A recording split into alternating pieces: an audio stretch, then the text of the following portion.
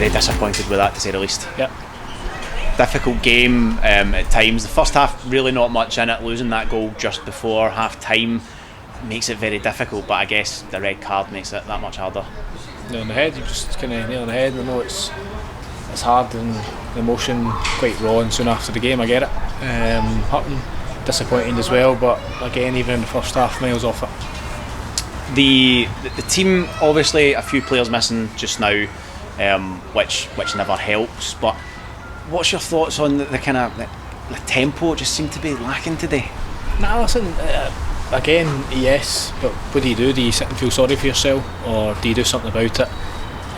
Regardless of personnel missing or who played or who didn't play, fundamentals in football don't change in terms of hard work and appetite to go and try and get the better of your direct opponent. Passing the ball from A to B, running, working hard, talking, communicating on the pitch. Like I said, fundamentals that regardless whether it's youth team football, Sunday league football, professional level, these things shouldn't change. And when you don't do the basics like them well, then effectively you'll get beat. On the touchline, you were out cajoling them, encouraging them, passing on instructions. It must be very difficult for you and the coaching staff on the sidelines, trying to get all that information onto them, helping them out, and it doesn't really seem to get taken on. No, of course it is, and it's because you can see it happening. You go down to 10 and naturally they're going to have a wee bit more possession, and it requires a lot of hard work, and listen, it saps your energy in terms of if they move the ball correctly. But again, you've got to set a press. You can't just sit off the game and expect Morton to give you a set piece or give you something to get back into the game. You've got to go and earn that, right? So you still have to pose a threat with the ball, albeit you're a man less. So we tried to do that by keeping obviously two up top.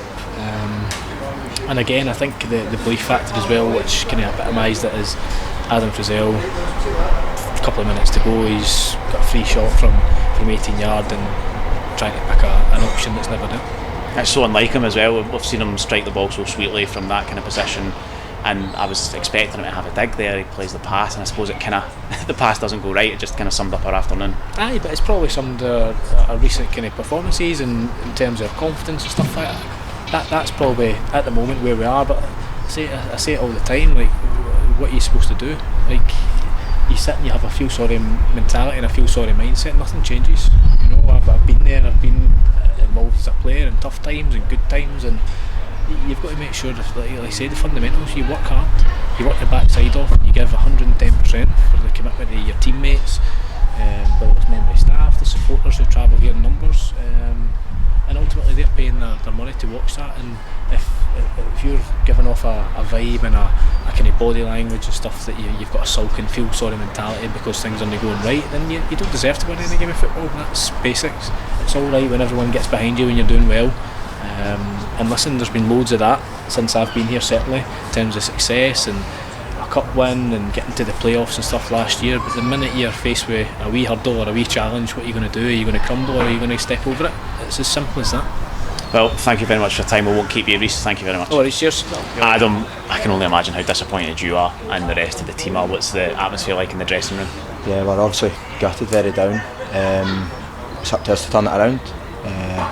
Another poor performance. I'm sure the gaffer would have came and took the flak for us, but it's on us today, I feel, and last week.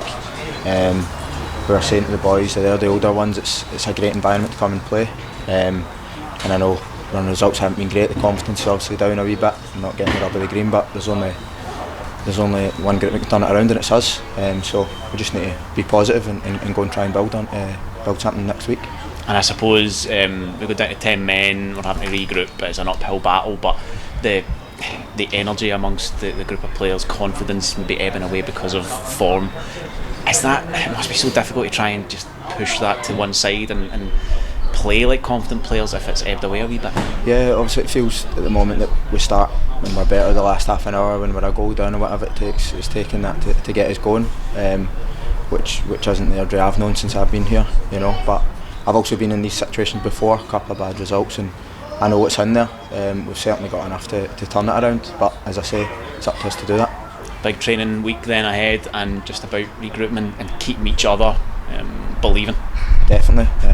It's a team that's come down. It's going to be if not as difficult, if not even more difficult next week. So it's no time to feel sorry for ourselves. We just need to be positive, and this hurts, so we need to use that and use it as fuel for next week.